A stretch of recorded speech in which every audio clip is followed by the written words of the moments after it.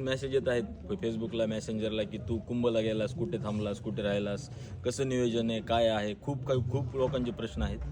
2 दिवसापासून मी या कॉटेजला थांबलो होतो. कुंभभूमी कॅम्प म्हणून आहे.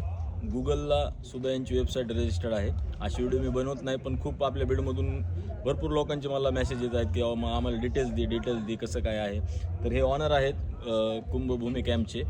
यांचा जो कॅम्प आहे तो 28 नंबर ब्रिजपासून म्हणजे संगमपासून 600 मीटरवर कॅम्प आहे आणि खूप सुटेबल फॅमिली फ्रेंडली आहे.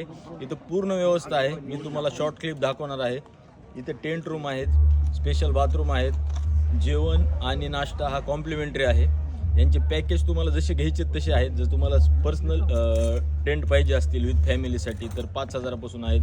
जर तुम्ही सोलो असतान किंवा 2-3 जण मित्र असताना आणि तुम्हाला जर कॉमन राहायचं असेल तर 1,200 रुपये, 1,500 रुपये, 2,000 रुपये पर हेड असे इथं रेट आहेत. पण खूप सुंदर आहे. महाकुंभपासून एकदम एक 200-300 मीटर अंतरावर हा परिसर आहे. बाकीकडे तुम्हाला खूप रेट सांगितले जाते आणि त्याच्यामध्ये तुम्हाला कशी सर्व्हिस भेटेल काय आम्हाला माहीत नाही. पण मी इथं 2 दिवस राहिलो आणि खूप चांगला अनुभव होता.